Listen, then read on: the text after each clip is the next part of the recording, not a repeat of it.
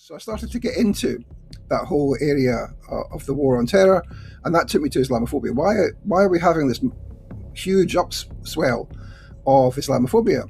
And so eventually, so I did some articles in the media and propaganda in relation to it, but eventually we started to look at the way in which the elite consensus about Muslims was being informed and pushed in a particular direction.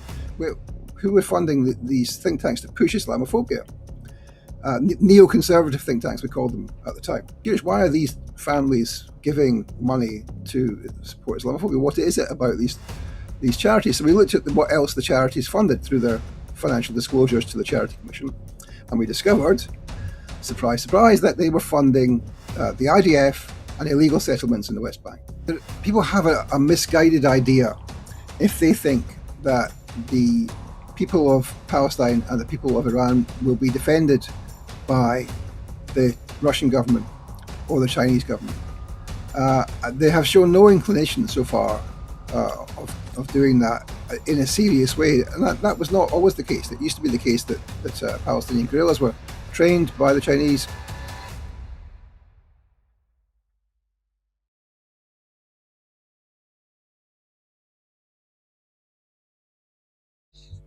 So welcome everybody. We're here joined today by Vanessa Beeley and special guest David Miller.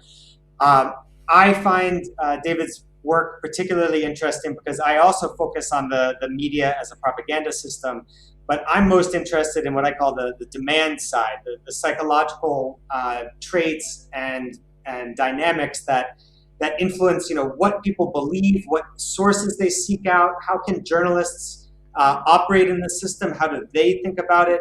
But David has done some really fascinating work on the supply side, stuff that I, just briefly looking through your work, I really want to delve in and read a lot more, because I remember well being shocked at the number of public relations flacks, public relations specialists that work in the US, in Europe. I forget the exact statistic, but it was a multiple of the number of journalists who work full-time as journalists. And you found some fascinating, or made some fascinating discoveries on some of the propaganda efforts of these PR flacks. That's what I'm most interested in your work, but please, if you could just flesh out my introduction with what you think is most important for the audience to know. Okay, so I'm from the UK, from Scotland, and I spent 30 years in academia in sociology and in media studies, and the thing which I came to effectively specialize in was propaganda. I started off by looking at the media in relation to the conflict in the north of Ireland, and I very rapidly got into being interested in how it was that the journalists who wrote the news got the information which they published. And that directed me, of course, to the people who were supplying the information. And so in my thesis, which was finished in last century, in 1994, I interviewed people from the Royal Ulster Constabulary, which is the paramilitary police force in the north of Ireland, from the British Army, from the British Foreign Office, the British Ministry of Defence. I interviewed people from the Northern Ireland Office, the colonial office through which Britain rules the north of Ireland, and then also, of course, interviewed people from the political parties and from the armed groups, including from the Loyalist side and the Irish Republican side. And it was through those experiences that I came to see that the supply of information and the tactics, the threats, the censorship, which was imposed by the various different sources, or attempted to be imposed by various different sources, was perhaps more important than the question of what journalists did.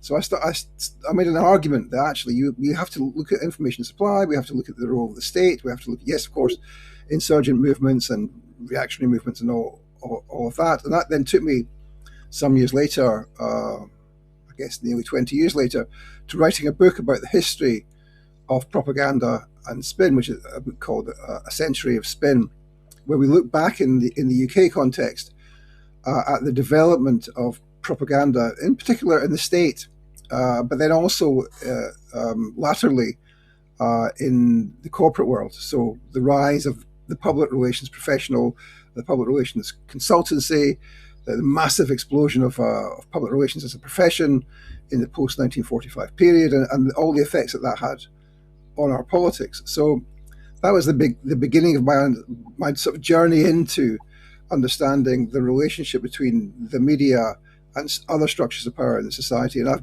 since then I periodically write about the media and about the effect on the media, but I've been much more interested in state formations, state power, questions of lobbying and power which is unaccountable and takes place outside the realm of public discourse or even of the mainstream media, in sort of private connections and the like. So that got me interested in lobbying as a specific discipline, which is, I guess, part of or in addition to the kind of public role which public relations professionals play, although of course quite a lot of their role is to stop things being public. So that's the kind of trajectory I've had. Is that I've been and remain interested in the way in which power operates in society, and that of course the media are a key part of that, but also the strategies adapted and adopted by social movements, both pro-state and pro-corporate social movements and subaltern social movements, has been the thing which has driven my interest in these kinds of questions. And of course, latterly, in the last, 15 or 20 years, I've become more and more interested in these questions in relation to geopolitics, and especially in relation to Zionism. Yeah, very well said. Thank you. And that's also one of the reasons why I was really looking forward to talk to you, David. And that is, Peter and myself, we are political and cultural psychologists. We work here at the University in Hong Kong. And my work, for example, focuses on how the macro and micro constitute one another. And in particular, how geopolitics shapes psychology, but also how our psychology in turn shapes geopolitics. And in particular, in my work, I'm very interested in how ideologies such as racism and Islamophobia are not just the result of imperialism, but also how that the psychology of Islamophobia, for example, on the aggregate, when you take all people together, also reproduce and support imperialism. I find it very fascinating. And what I have seen in the West, and I'm from the Netherlands originally, and what I've always said, I've also written articles on it, which were surprisingly quite popular. I thought people were not interested in it. I've always said that Islamophobia is a kind of holy grail of imperial ideologies. Okay, and I've tried to argue often that it's not organic, that it's a kind of, how can you say, concocted almost conspiracy in Western societies, from Hollywood movies, video games, education, media, even things such as freedom, democracy, and feminism were successfully pitted against Muslims in our part of the world. And what is so successful in that sense, and why it supports imperialism, is that Islamophobia is extremely successful in just killing empathy for Muslims, and how killing Muslims in many ways has become completely normalized. Now, what I found very, very fascinating about you and your work, David, is that you indeed also studied that Islamophobia, and also how Islamophobia is indeed part of an industry, you could say, that is heavily funded. And my question is very broad in the beginning. Can you tell us a bit more about that? Can you tell us what your findings were, for example, with regards to Zionism, the funding of Islamophobia in the UK, etc., etc.? Yeah, that's a big question. So let me say something historical first. Now, I mean, there's quite a lot of work out there which shows that the animus against Islam goes back a long time, and it's not just a function of the recent post-colonial period, I guess we can call it, post-45. And of course, that's everyone sort of knows that. So of course, it had to do with imperialism, as you say. But also it had to do with the way in which the West conceived of itself. So I've just been looking at. Let me just tell you a little example to try and explain what I'm thinking of here. I've just been doing some work on the history of the term anti-Semitism. Okay. Now, mostly what you see when you see discussion of the history of the term is you see that there's this guy who was kind of Nazi adjacent in the late 1800s, Wilhelm Marr, either created or popularized the term anti-Semitism. And he certainly popularized it, I think that's true. But he didn't invent the term, which quite often people think. In fact, the term was invented some 20 years before, in the 1860s, by a guy called Steinschreiber. Now, this is a ridiculous story, right? This guy, he invented the term anti-Semitism by criticizing a French Christian theologian who spent all of his life studying Judaism. He consecrated his life to Judaism, he said in 1883. And he is the first person to be accused of anti-Semitism, because he said that there are two sorts of language families which form races, and that is the Aryan and the Semitic. And the Aryan is superior in every way. Its culture is more long-lasting and in depth and all that kind of thing. And the Semitic languages, people are inferior. Now, of course, the Semitic languages he was defining there were Arabic, Aramaic, Hebrew, ancient Hebrew, Phoenician, and several others. So he regarded the people from the ancient Levant as being a race who were inferior. And this is why he was criticized by Steinschreiber, because Steinschreiber said he's talking about the Jews, right? And that people have then taken that up and used the term anti-Semitism just to refer to the Jews, not to refer to the Arabs, the Palestinians, or people who speak Aramaic, whether they're Christian or whatever. Now, the fascinating thing about this chap, the first chap who talked about Semitic languages, Renan, is that he didn't believe that the Ashkenazi Jews were Semitic. He thought they were civilized. So while it might have been the case that the old Hebrews from 2,000 years ago, who were allegedly expelled from the Levant, they might have been Semitic and therefore, inferior.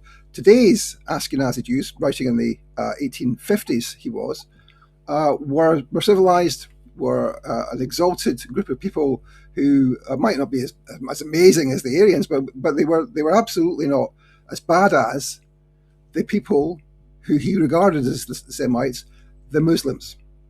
Right. So this is a really ancient form of Islamophobia, going way back to the 1850s and 60s.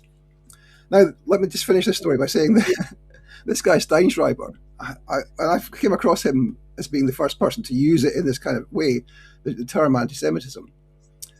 I discovered that 20 odd years before he'd coined the term, that he'd set up in 1842 a secret Zionist society with two others who were lifelong friends, who later went on to be associates of the Rothschilds and the Sassoons, and to set up the Anglo-Jewish Association. Right. So what I'm saying is that there's a long, long history to this. And so when I talk about what I'm going to talk about in a minute, I want you to think about it in the context of this having been in process for 160 or 170 years now. So that's one thing. And the second thing is that when you look at the rise of Islamophobia, I mean, the way I got into Islamophobia was because after 9/11, I'd done work on Northern Ireland. I'd done some other work on conflict and the like, but I'd also done work on science and policy and lobbying and all of those kinds of things, which took me away from the whole area of conflict. After 9/11, you can see my first article in The Guardian in October 2001 is about Afghanistan and opinion polling and wars. So I started to get into that whole area of the war on terror, and that took me to Islamophobia. Why are we having this huge upswell of Islamophobia? And so eventually, so I did some articles in the media and propaganda in relation to it, but eventually we started to look at the way in which the elite consensus about Muslims was being informed and pushed in a particular direction. And that was being done in particular by, we did a study of two, three think tanks in the end, a couple of studies. We did a study of the Centre for Social Cohesion, which then merged into the Henry Jackson Society, and also of the Policy Exchange. And it was when, and this is how I got into Zionism, really. I mean, of course, I was technically, I suppose, an anti-Zionist. I supported the Palestinians back to the early 80s, but I didn't really understand Zionism. And so we did this study of the think tanks. And one of the chapters in the first study, and I think in the second study, looks at the funding of these think tanks. Who were funding these think tanks to push Islamophobia? Neoconservative think tanks, we called them at the time. And we looked at this, and we got some data on this from the Charity Commission, charities which were giving money to these think tanks. And you can go back and you can see the data there. But if you look at these charities, they were almost all named after individuals or families, and we didn't understand what they were. We was kind of curious, why are these families giving money to support Islamophobia? What is it about these charities? So we looked at what else the charities funded through their financial disclosures to the Charity Commission, and we discovered, surprise, surprise, that they were funding the IDF and illegal settlements in the West Bank. So that was the moment where, it took a while to process that, but that was the moment where the scales fell from our eyes, and we're like, these are Zionist family foundations. They're funding this for Zionist reasons. And that took me to the question of Zionism, and that's a long way around saying, of course, we must look specifically at the way in which not just the state pursues Islamophobia, which we say in our book, What is Islamophobia? The state is the backbone of racism in any society, and drove Islamophobia through counter-terrorism policies, etc. But ideologically, this has also been driven by Zionists. And we show this through the think tanks, but there's another element to this which we subsequently discovered, which was when you look back at the creation of concepts about Muslims and where they came from. So you look at the terms that you associate with Muslims in the post 9/11 world: Islamic terrorism, Islamists, Islamic extremism, all of these kinds of terms. Well, where did they come from? Was it the case that terrorism was described as being Islamic pre 9/11? What other kinds of terrorism were described in the mainstream press? And when you look back at that, you see that there were, pro-Soviet terrorists, there were Irish terrorists, there were Arab terrorists, certainly. But it's only much later that you have the rise, in particular, of Islamic terrorism and Islamism. Now, those terms, people think, started after 9/11, but they didn't. Well, if you actually trace back, where does Islamism as a term come from? Where does Islamic terrorism as a term originate? And in both cases, they originate in the same place, and that is, in particular, with intellectuals associated with the Zionist cause, in particular, a guy called Bernard Lewis, who famously wrote a book called Semites and Anti-Semites as well, and who insisted in that book that it's only the Jews who've ever been the victims of anti-Semitism. That's the truth, and of course that's completely false. But he also helped to invent and popularize the term Islamism and the term Islamic terrorism. If you look back at, there was a conference held in 1979 by an organization called the Jonathan Foundation in Jerusalem. And if you look at the publication that came from that conference, there are some mentions of Islamic terrorism, 2 or 3, I think, fleeting mentions. You can check this on my website. We've got all the data up there. But when it comes to the next conference they had in Washington, D.C. in 1984, there's a whole session in the conference chaired by Bernard Lewis and 3 other Islamophobes, known actually collectively as the Gang of Four, funnily enough. And all of them were present at this conference, and they talked about Islamic terrorism. And of course, that was a conference, as I said, organized by the Jonathan Institute. And as I'm sure you'll know, the Jonathan Institute was named after an Israeli occupation forces officer who died in the raid on Entebbe in 1976. And he, of course, was the brother of Benjamin Netanyahu, who had run both conferences and who set up with his father, Ben Zion Netanyahu, the Jonathan Institute. So the term Islamic terrorism comes, and was kind of birthed by Bernard Lewis and Benjamin Netanyahu back in 1984. And the same is true of the term Islamism, which of course is term which you can define neutrally as being those Muslims who take their faith as a guide to political action, or political Islam, sometimes people call it. Now, of course, that's used in a way to suggest that all Muslims are extremists, and there is no difference between a Muslim who might support resistance against Israeli genocide in Gaza or in Lebanon via Hezbollah, and those who are actually involved in directly fighting the Palestinian resistance, the IDF or Al Qaeda or ISIS. The Al Qaeda and ISIS and Hezbollah are just the same. They're all Islamists. They're exactly the same as the IRGC, for example, in Iran. There is no distinction. And of course, it's a term which suggests that all Muslims are extreme, all Muslims are engaged in illegitimate activities. And of course, no one says the opposite. No one says that Martin Luther King was a terrible Christianist. He was a terrible Christianist in exactly the same way as the Orange Order in the north of Ireland, or the adherents of the Dutch Reformed Church amongst the Boers in South Africa. They're all Christianists.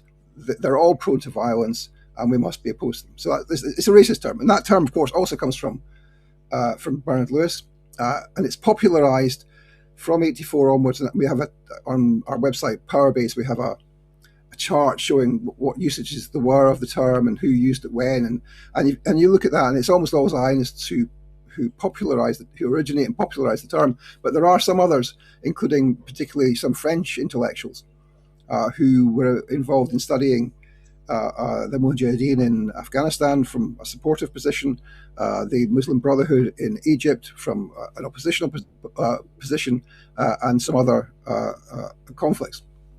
And so when I saw that, I thought, well, my thesis that this is just a Zionist is wrong. I've got this wrong. What were these people doing? How did they come to the same terminology?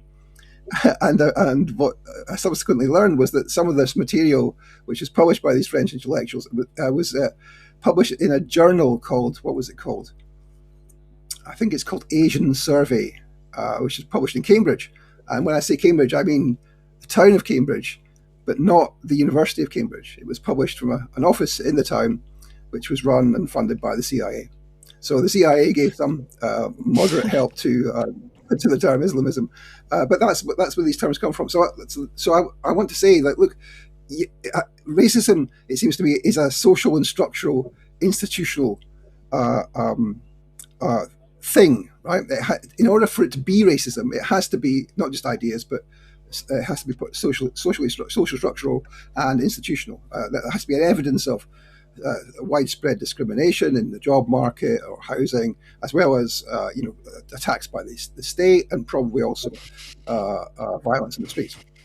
But that doesn't mean that there's not a specific ideological attempt to pursue it and promote it, which I think you find in relation to Islamophobia, especially coming from the Zionists, not only from the Zionists, but especially from the Zionists.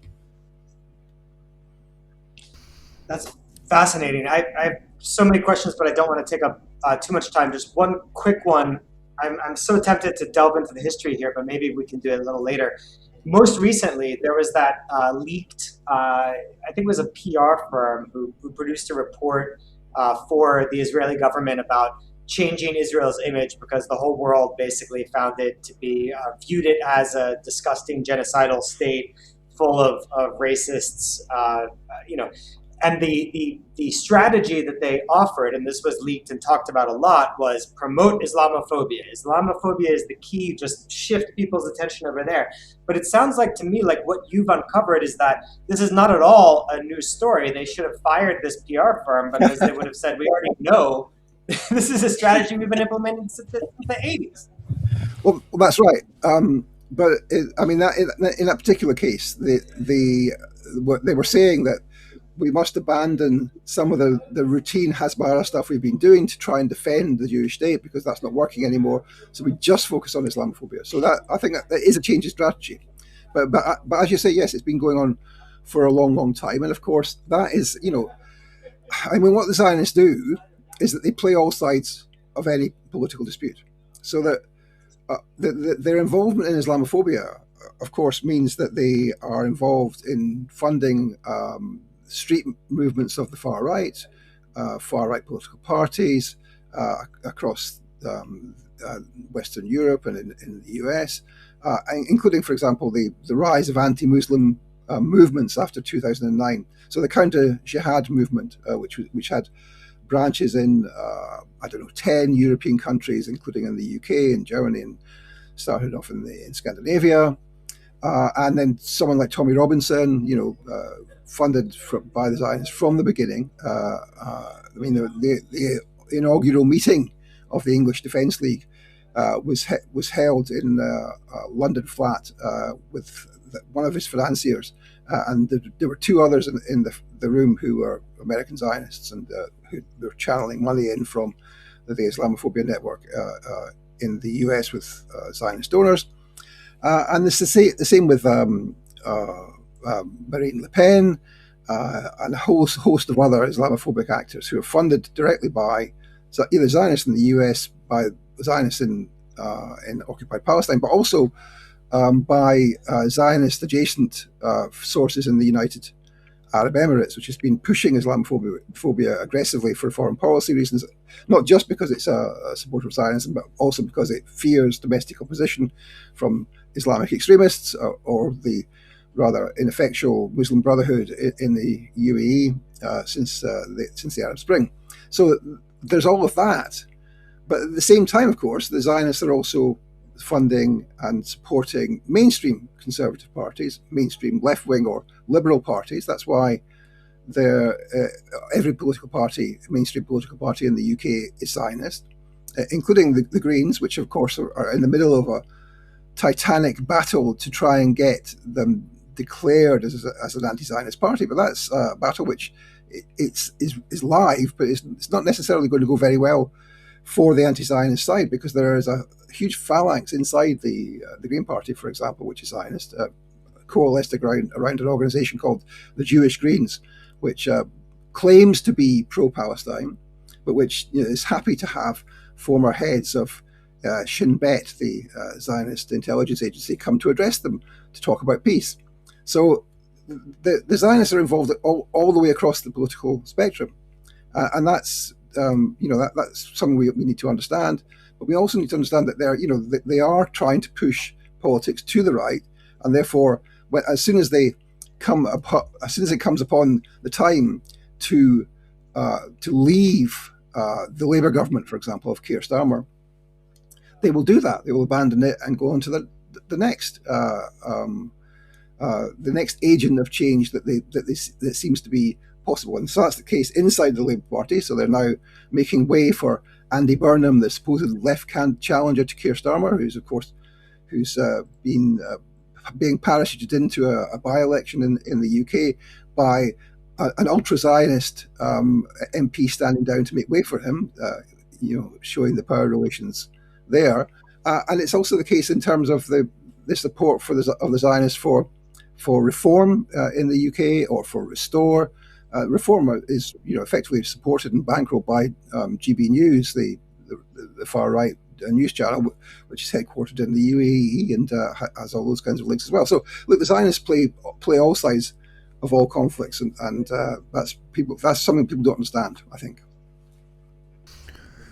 Yeah, exactly. And that the whole UAE is good that you mentioned it as well. I find that particularly distasteful, Arab country that is funding Islamophobia alongside the Zionists. I find it so incredibly disgusting.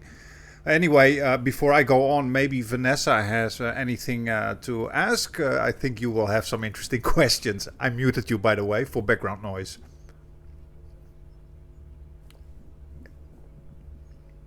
There we go. Yeah, I have 100 questions, as I always do for David anyway. And they've kind of, they've grown as you've been talking. But I guess because we were going to discuss the UK, I wanted to talk about the Tommy Robinson rally. I think it was a week ago on Saturday. And I was speaking to Mike at UK Column yesterday. He told me, and I found this extremely interesting. Of course, you had the Pahlavi, monarchy flags for Iran, but you had Knights Templar flags and the Red Cross. And for me, this is this renaissance of the Crusader movement, which of course is being pushed by the Zionist movement itself, because in a sense that Crusader movement never really went away, particularly in this region. And in my opinion, that's another form of Islamophobia. And that is what we're seeing. We saw speeches talking about getting Islam out of parliament and all of this. So are we seeing to some degree the Zionist movement sort of switching to a Christian Zionist movement now in the UK to bring in the nationalism, the right-wing elements, like you said, Reform, Farage, and so on, Tommy Robinson, and to basically pick this up and give it momentum as this new Crusader movement in the UK, which is just a cover or a front for the Zionist movement? Well, I mean, I think that the attempt to push reform and restore is clearly on at the top of their agenda, and so so when it was the case that there was those ambulances were burned in Golders Green the other week by the supposed new Islamist terror group, somehow supported by or created by the IRGC, or manifestly. That's not the case, but anyhow, when that happened, you had very quickly demonstrations against Keir Starmer in Golders Green, and when Sarah Sackman, the Solicitor General and the second most senior law officer in the country, who's a card-carrying Zionist who interned in the one of the Israeli ministries, when she turned up in Golders Green, they actually booed her, and that's an indication of how quickly it switches. I mean, Sarah Sackman is a card-carrying hardline Zionist, second most senior law officer, the most senior law officer, also a card-carrying Zionist. But nevertheless, the crowd, they booed her, and they demonstrated against Keir Starmer and not sufficiently supportive of the Jewish state. So this Crusader thing, I think that I'm not really sure that there is a Christian Zionist movement in the UK. I mean, certainly there are Christian Zionist organizations, but it's nowhere near as strong in terms of numbers as the Christian Zionist movement in the US. Certainly, it's part of them developing support for this kind of theme, and of course, they've got to play that carefully. They've got to try and sort of walk a line between, on the one hand, supporting a kind of ultra-nationalist Crusader approach, you said. On the other hand, stopping that from switching over into anti-Zionist positions, which of course it has been happening increasingly on the right, not just in the US, but also in the UK. So that's part of it. But also I think there's a misunderstanding about Christian Zionism, which is being encouraged by some liberal Zionists and indeed some Jewish anti-Zionists. And that is that the Zionist movement, the Jews in the Zionist movement, came after Christian Zionists. The Christian Zionists invented Zionism some 200 years before the 1890s, and they passed it on to the Jews. And therefore, this is not just a question of the Jews being Zionist; it's also a question of Christian Zionism. Now, it certainly is the case that there are tendencies within the Protestant Church which promoted dispensationalism and the idea of the return of the Jews for theological reasons, etc. And we don't need to talk much about that. But it's also the case that there were, although the Zionist movement didn't formally create itself until the 1890s and call itself the Zionist movement, and although of course that it was a secular movement, for religious reasons, there were Ashkenazi Jews trying to settle in Palestine back to 1211. I mean, really way back before that. So the idea that Jewish Zionists, I mean, they didn't call themselves Zionists, but who wanted to settle the land and redeem Eretz Yisrael, the land of Israel, I mean, that goes back a long, long way. So I think that we've got to understand also that today's Zionist movement is dominated by Jewish Zionists, not by Christian Zionists. So of course it's the case that in the first Trump administration and the second Trump administration, you can point to Christian Zionists, people who come from a Christian Zionist perspective. I mean, although Marco Rubio is not really a Christian Zionist, given he comes from a Catholic tradition, but you can point to people, Hegseth, for example. But really, the impetus that Jewish Zionism, that Zionism has, comes from Jews in positions of power, Jewish Zionists in positions of power.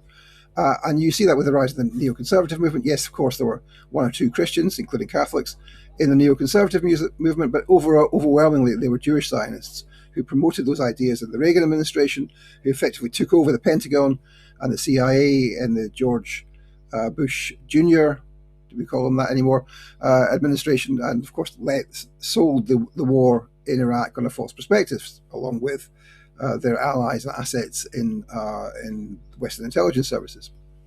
So I think that it's important that we understand that really the committed Zionists in positions of power are overwhelmingly Jews, and that is an ideology which has been passed down to them for centuries, actually, even before the creation formally of the Zionist movement. I mentioned before this guy Steinschreiber, who invented the term anti-Semitism, who was a Zionist in the 1840s, before apparently it was possible to think of Zionists. So I think there's that. But of course, we see also the difficulty which this puts the far right in, because there are those elements of the far right who are sort of tipping over into anti-Zionist positions. Of course, famously, Nick Griffin of the British National Party made that speech where he talked about being offered money to stop talking about the Jews and just to talk about the Muslims, and he refused. He says, and that's when the money went to Tommy Robinson. So, and you've got that real difficulty. So we've just had this over the weekend, the marriage of the son of Rupert Lowe from Restore, and he looks like, from what one hears, that he's married a Muslim, and that there was halal food available at the wedding. And of course, Restore are committed to abolishing the crime of halal food and expelling the Muslims from the country. So of course, these things are really quite difficult for the far right, and they have to walk a line, and the Zionists have to walk a line in pushing them in particular directions.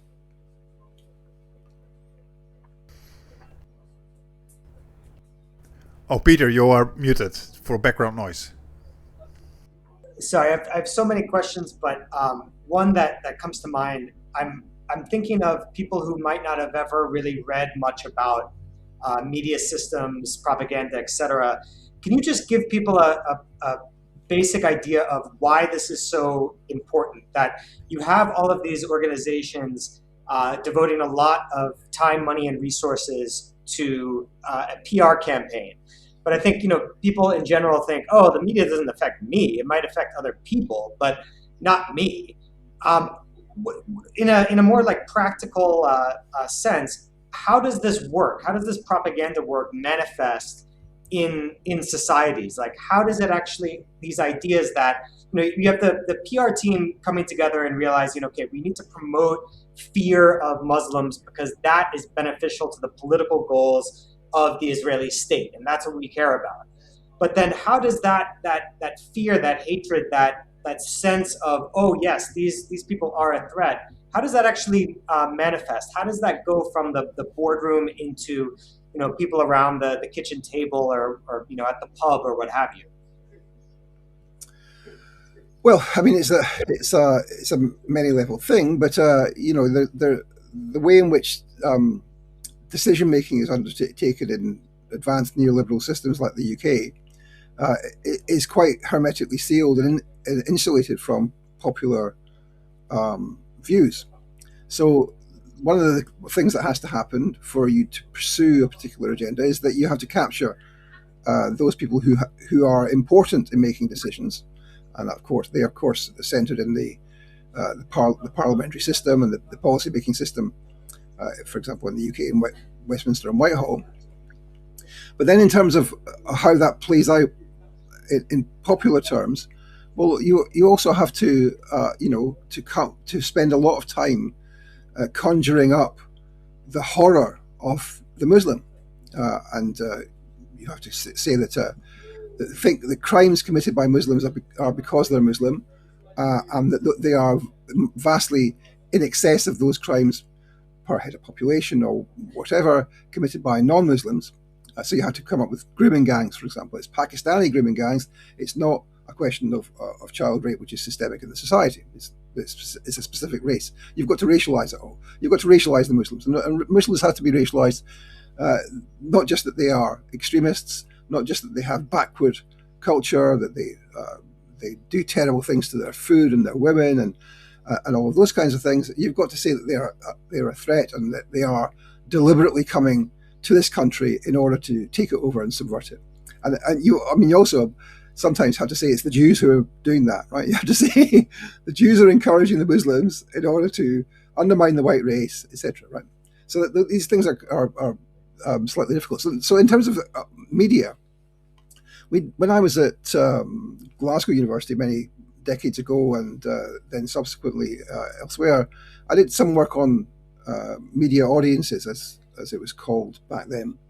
And what we I will not bore you with the methods and all that kind of thing, but what we found was that this is back in a period when the mainstream media was much more social democratic than it currently is, where left-wing ideas got some kind of a showing, even if they were systematically biased against.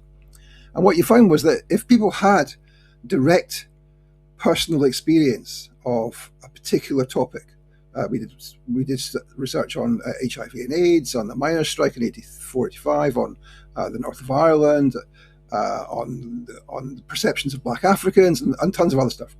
If people had personal experience, they were much more likely to reject what they saw in the mainstream media.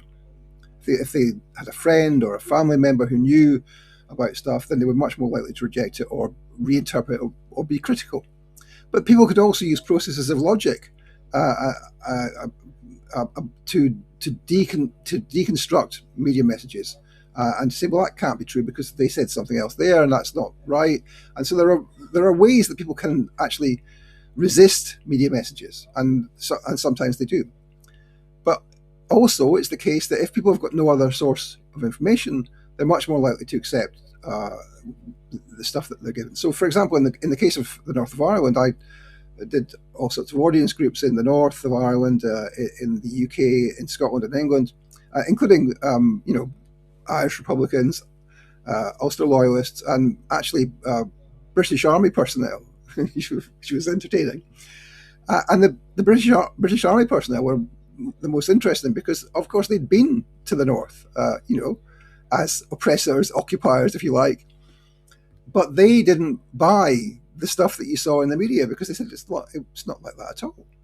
And that was really interesting so that even that kind of personal experience can cut across ideological boundaries, etc. So that I think that's interesting. But at the bigger level, people believe stuff that they hear in the mainstream media if they haven't got any other experience or to bring to it. But the flip of that, of course, is that people can doubt mainstream media accounts of which are kind of trying to push back against Islamophobia, for example, because they think that, for example, Sadiq Khan is a terrible Muslim who's trying to oppress everyone in the UK. Now, Sadiq Khan is a Zionist. First meeting he had when he became the mayor of London was with the Board of Deputies, with the chief rabbi. But so those kinds of processes are ongoing, and of course there are people now. You see this in the comments in the local press or on Facebook for people you don't know.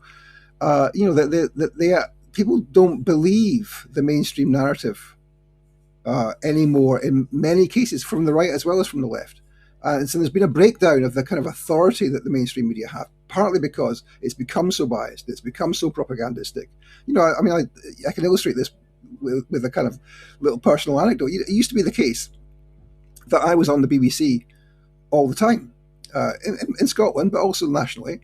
And I would get, at the end of the year, a wee printout from the BBC saying that these are all the payments we've made to you for appearing on Good Morning Scotland or whatever. Now, I've not been on the BBC for years. Now, that's not just because I'm a terrible man and I have terrible politics or said terrible things. It's because there's been a convergence to the centre and the right in the public sphere. I can no longer write pieces in the Guardian. I used to have I used to write pieces in the Guardian all the time.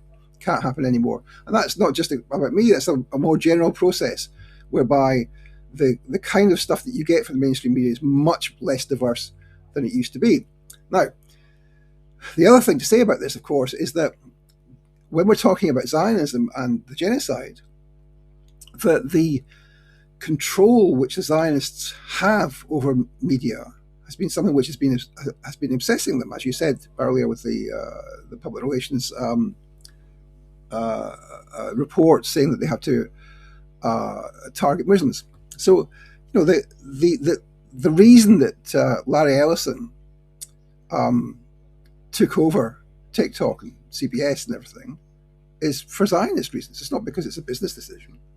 And if you look at the way in which the mainstream media organs are controlled and owned, you find that quite a lot of them have people who are card-carrying Zionists at the top of them, even if they're non-Jewish Zionists, like the German company which has just taken over the Telegraph. What's it called? Springer? Yeah, actual Springer. Yeah, which flies Israeli flags outside its office in Germany. So there's all sorts of ways in which the Zionists are being very, very concerned about this, and because Jews are relatively economically advantaged compared to all other groups of people, including white people, in the US and the UK and many other places, then it's easier for Zionists to get into those locations than it would be for people who are not Jewish. And so you find, well, I mean, that the facts are that of the top 10 billionaires in the world, 6 are Jewish. 0.2% of the world population are Jewish, and 60% of the top richest people are Jewish. And not one of them, if you zoom out a bit to the 2,721 or whatever it is now billionaires in the world, 10% roughly of them are Jewish.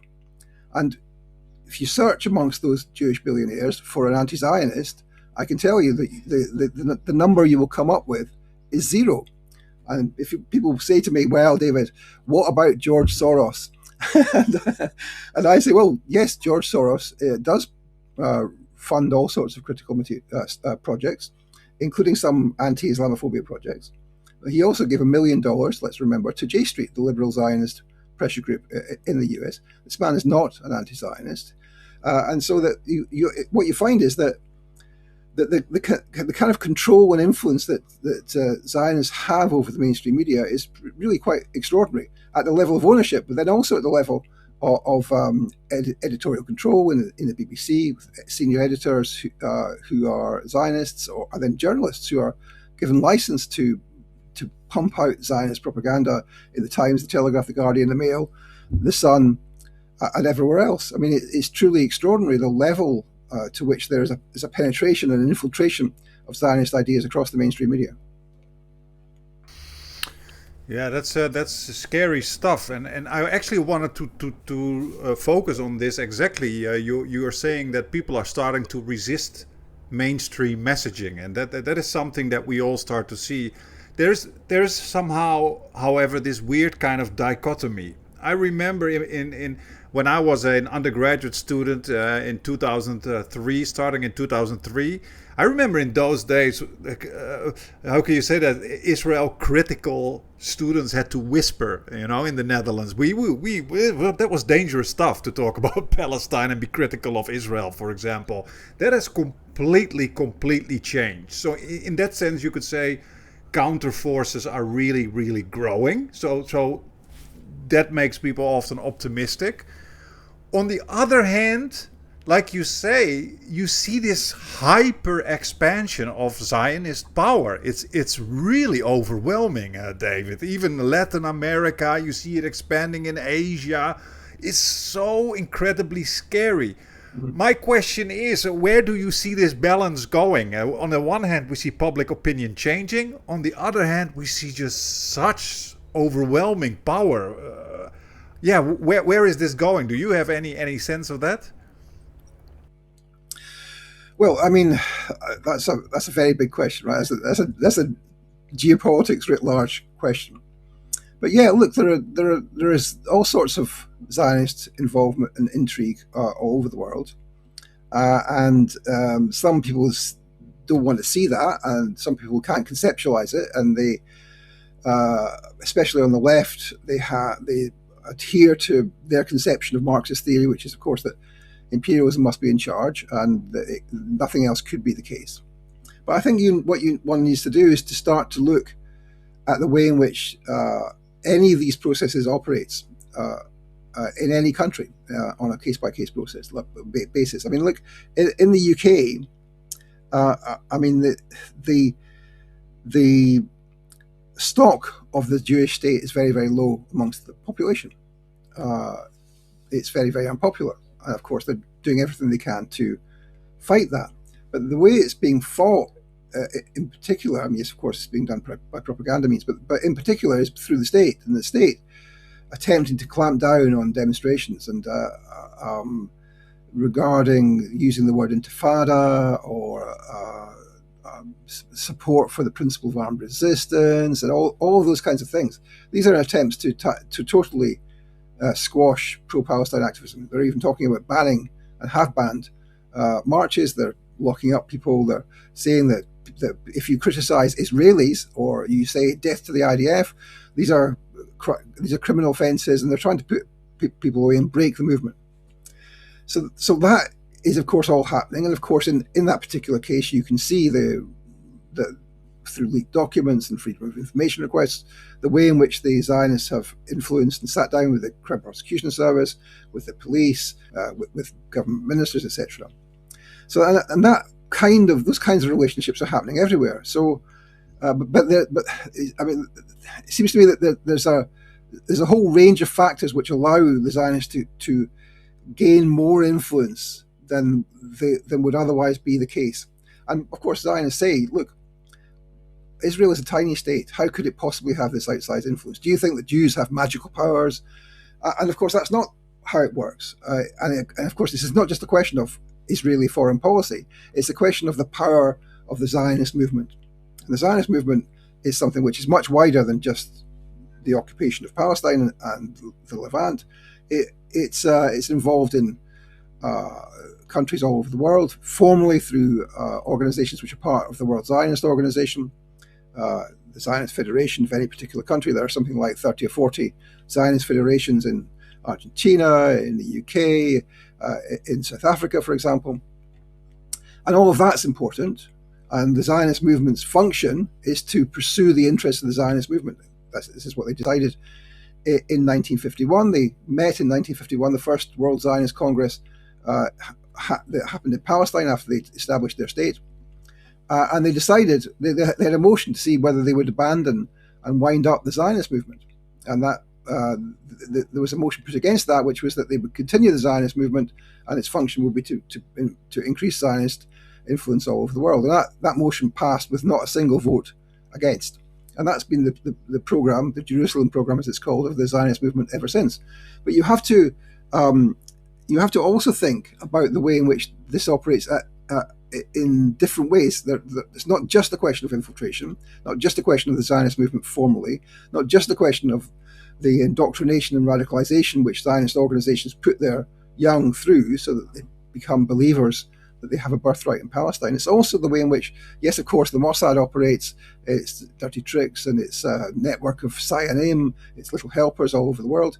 But the other thing which people forget is that the strategy of the Zionists has been to send out their Unit 8200 alumni, that's the signals intelligence, military intelligence body of the Zionists, into tech startups. Now, there are now hundreds of tech startups created by Unit 8200 volunteers, and they are involved in tech contracts all over the world, including, supplying to the FBI, surveilling the streets in Glasgow, running the data operations for the National Health Service, the Ministry of Defence, the Foreign Office in this country. Now, all of these are mechanisms to increase Zionist power, not just by the fact that they've got all these contracts, but by the fact that these are effectively Israeli intelligence operations, most of which or almost all of which have backdoors, which allows the Zionists to actually see what's being seen by the FBI in their surveillance, or by Glasgow City Council when it surveils the citizens of Glasgow. So that's another element of this activity. And let me finish on another thing, which is the involvement of the Zionist movement in criminal activity, in drugs. I mean, we've just seen, haven't we, the Honduras Gate scandal, whereby the former president of Honduras was pardoned by Donald Trump, and all the material that's come from this, the leak that's been associated with this, has shown that there was a network of people in Honduras, Milei in Argentina, in the US power structure, and if you read the messages, it's perfectly clear that the impetus for this came from a certain Benjamin Netanyahu and the cash, so it appears. So that the way in which these international networks operate is underappreciated. Now, the best description of that particular scandal I've seen is one which refers to the reactionary international, and that's not correct.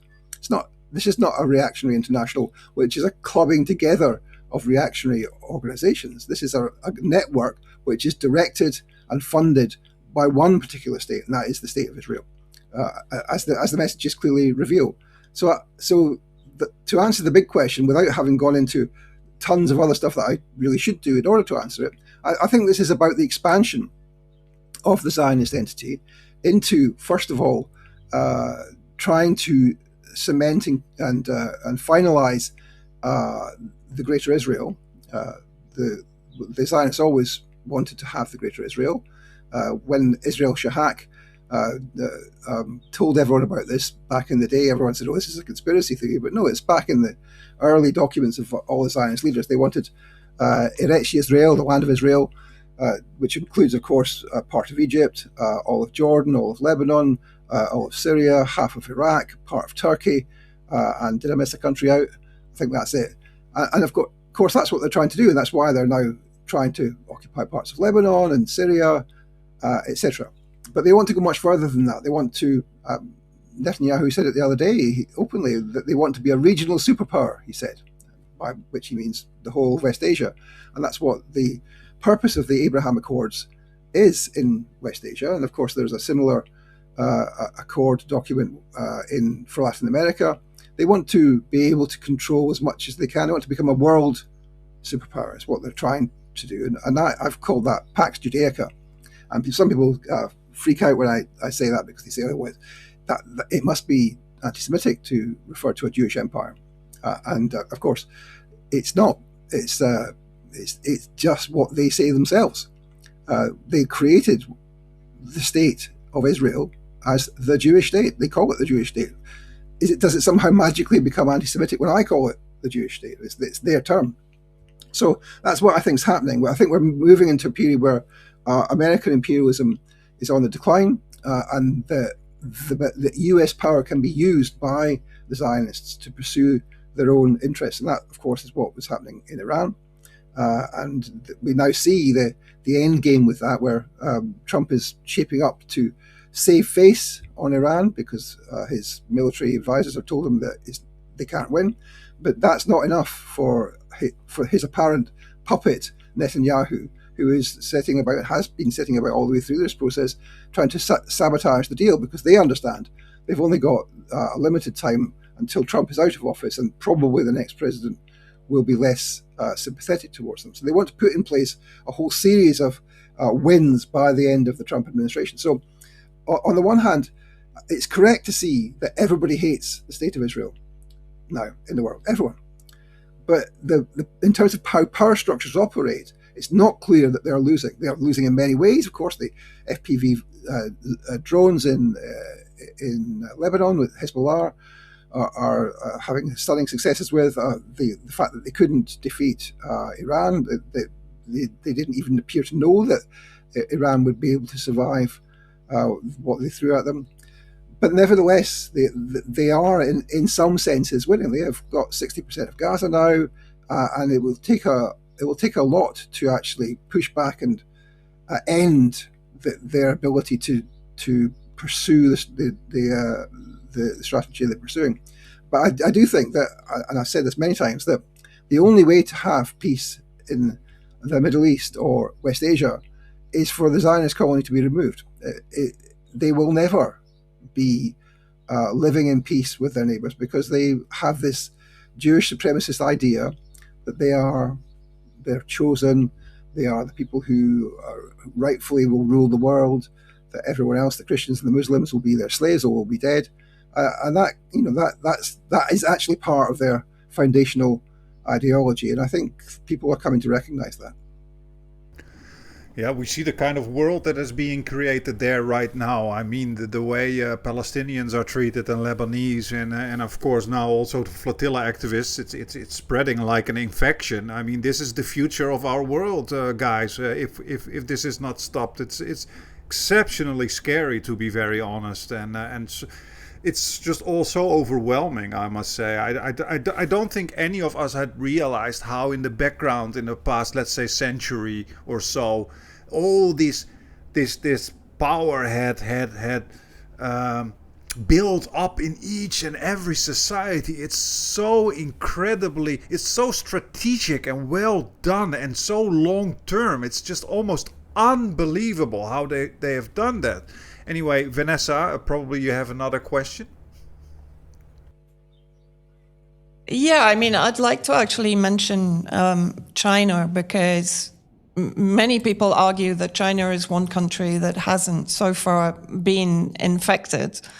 I know that there is a Shabbat Lubavitch presence in certain areas in China, but I guess my question would be the recent visit of Trump with, I think it was around 20 billionaires, all of whom are either Zionist or pro-Zionist, and of course, basically infiltrating the areas where Chinese billionaires are now coming to the fore. So instead of real estate, now it's AI, electric vehicles, tech, and so on. And of course, we've seen collaboration with Israel, with UAE, with Saudi Arabia, in other words, by China, the enemies of Iran and the resistance axis to a large degree, or extensions of the Zionist entity. In your opinion, is this the start of some kind of infiltration project in China, or was that already pre-existing? Again, that's a big question, isn't it? But look, the Chinese have had very significant investments in the Zionist entity, including in Haifa, although I understand that those investments now have been cancelled or removed as a result of some of the events of the last year. But anyhow, I think that people have a misguided idea if they think that the people of Palestine and the people of Iran will be defended by the Russian government or the Chinese government. They have shown no inclination so far of doing that in a serious way, and that was not always the case. It used to be the case that Palestinian guerrillas were trained by the Chinese, but they moved to a model of foreign policy which is to do with economics rather than to do with material or military involvement. And I think that has left them in the same way as it's left the American imperialism with a problem, is that you can't resolve everything by economics, and that economics can lead to the opposite outcomes that you want. So in the case of the US, when they offloaded all of their heavy industry to the developing world, and then what happened was, under neoliberalism, is that they subsequently realized that the military hardware that they wanted to use to subdue countries which challenged them couldn't be made at will because it depended on Chinese parts.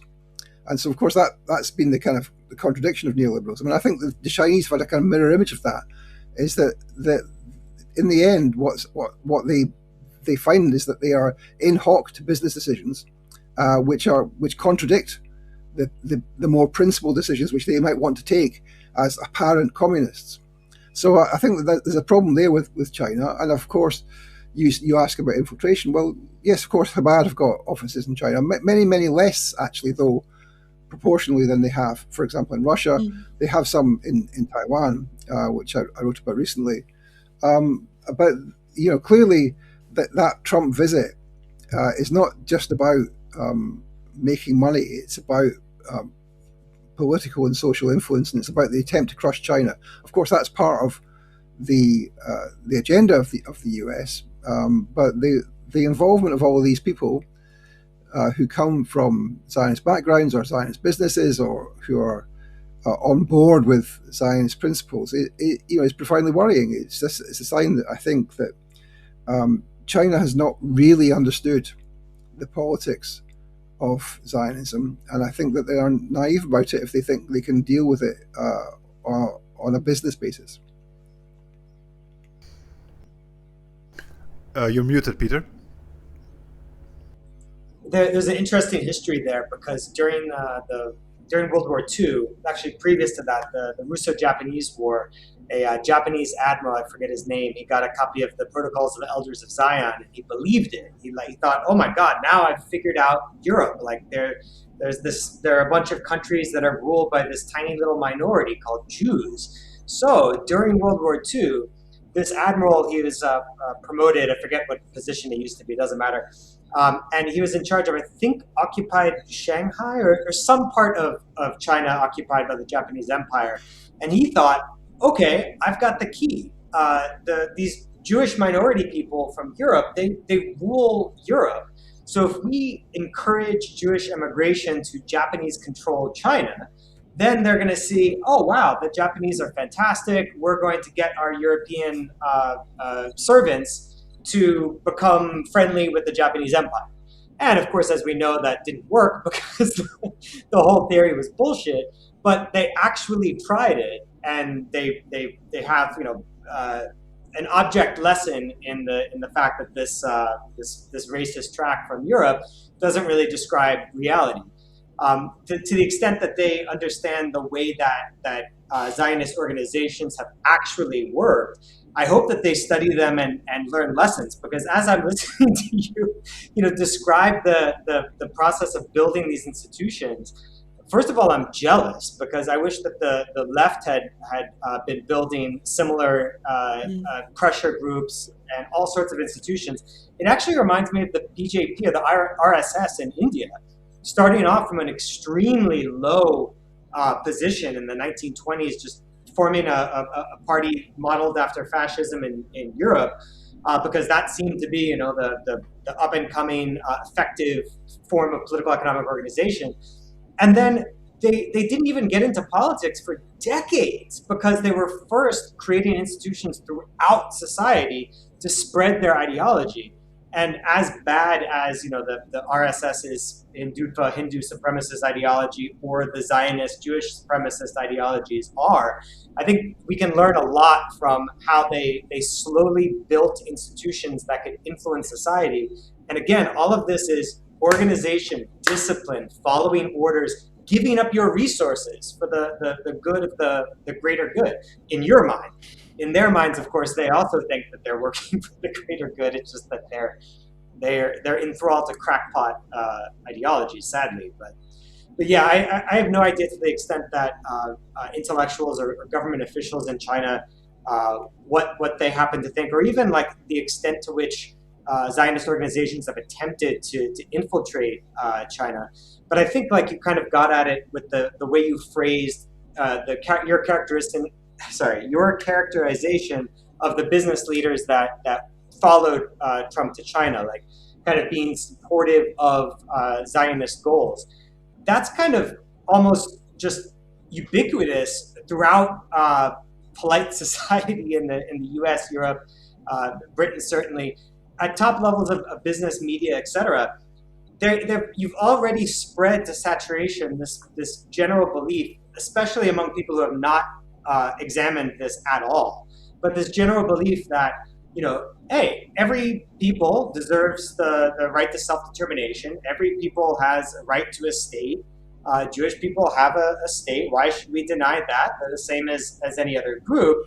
And anything further than that, well, that must be motivated by racism, because I don't hear anyone saying, Nigerians shouldn't have a state or whatever. And so that just becomes common sense. So even if you don't have, and most people I think don't have very much information about this at all, but they absorb that. And I think that's kind of the understanding of Zionism that most people, business leaders who are going to China, and probably most people in China who follow the West at all, they would probably just think of it in those general terms without the kind of details that you've accumulated by studying this intensively.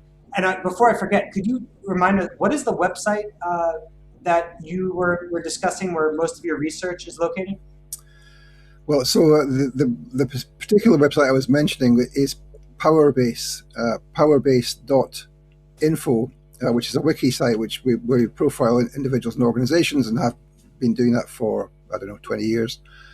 And it's also associated with another website called spinwatch.org, which I run as well. But yeah, so there's plenty of information there, and then I'm obviously on Instagram and X and Substack and all that stuff as well. Peter, can I just wanted to follow on from what you said there, Peter. I wonder if it's almost kind of I don't know if you can use that term, a reverse infiltration, because so many of the elite in China are sending their kids to be educated in the West, right? Particularly in the United States. So surely then, once they enter that academic complex, which is very much dominated by Zionist-led narratives, then that is where, to a degree, that infiltration is going to come, and that indoctrination, which then returns back to China when those kids come back and form the next generation of industry, education, health, etc. They're going to bring all of that with them. That would, for me, that would be a big part of it. Yeah, I think you're right. That could very well happen. The other possibility, though, is if they're actually integrated with people their own age, statistically speaking, they're more likely to develop anti-Zionist beliefs, because reality is a bitch, It's just really hard to be suckered by these narratives, even if you are in one of these institutions, as long as you're talking to people your own age who are getting, information from social media, like pictures. You can't hold on to this belief when you're getting hit in the face with ripped apart babies, So that I do have hope in the human brain. So far, we do have evidence of that. You look at polls, the young people in the U.S. I haven't seen anything for like college educated versus non-college educated, but you just look at people in that age demographic, and it's just Israel is just lost massive. Yeah, I think we are taking up a lot of your time, David. So I'm gonna wrap it up.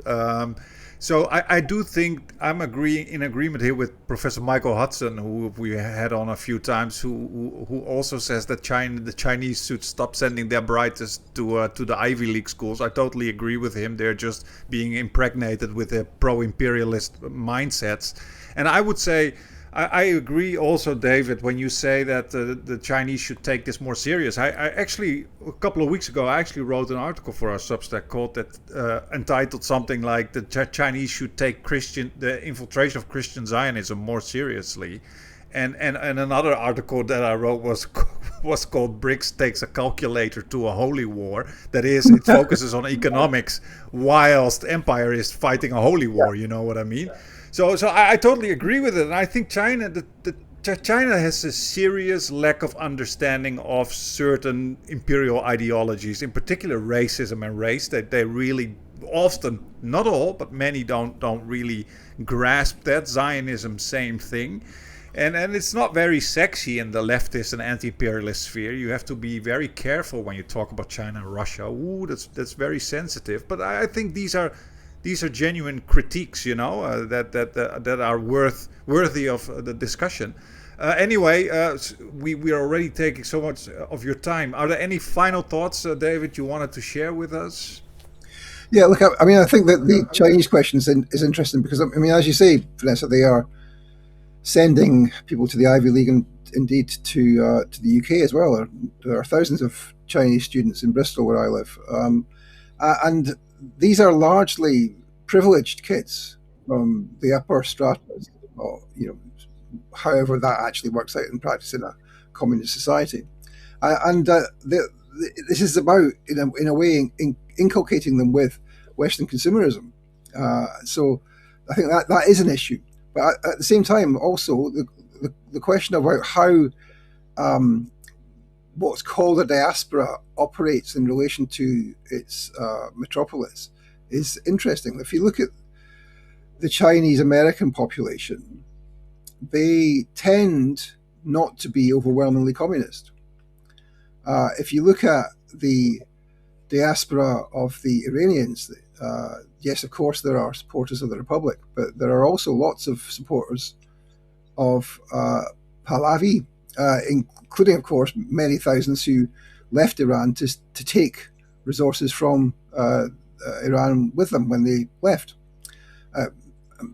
Members of the Savak, one of the former heads of the Savak, lives in the US today and is involved in Pahlavistic demonstrations. Now, that's kind of quite routine for diaspora. The Cuban diaspora in Miami, mostly not communists. Whereas, on the other hand, when we say the Jewish diaspora, of course, that's the term Zionists would use because it seems that they actually do belong in the Levant. We find that overwhelmingly they support the alleged metropolis, and that's quite unusual. And you use the example of the BJP and Hindutva nationalism. Again, yes, of course, there are Hindutva nationalists in the UK and other places who perform a largely negative role in British or American politics, but they're not nearly so important as the role of Jewish Zionists in politics in the UK. Yes, they are important, but not nearly so important as the role of the Zionists. So it's quite an unusual relationship, and partly that will be because they don't come from Palestine. They are from the Jews all over the world, wherever they got to, wherever they converted from, and they have a much different relationship with the nation state which they're supposed to be from than do the diaspora of most other countries in, let's say, most other post-colonial countries. I don't know what we would say about. Well, I do know what we'd say about the British diaspora, but it's quite different. And it's quite unusual, and that's because, as people say, the settler colony in Palestine is unlike the settler colony in Ireland or in Algeria or in South Africa, because there was not a country which they came from. Everything's gone back into the settler colony as if that's their point of origin. But the Dutch Reformed Church, people didn't think that they really came, although they might have thought that they were chosen, they didn't really think that they came from Southern Africa. Absolutely. And I guess with that we can end it here, and hopefully we can do a round 2 sometime in the future, David. This was super Sure. interesting, and I have so many more questions, but I will not bother you anymore. Thank you so much for this. This was absolutely great, and hopefully see you next time. Yes, indeed. Thank you.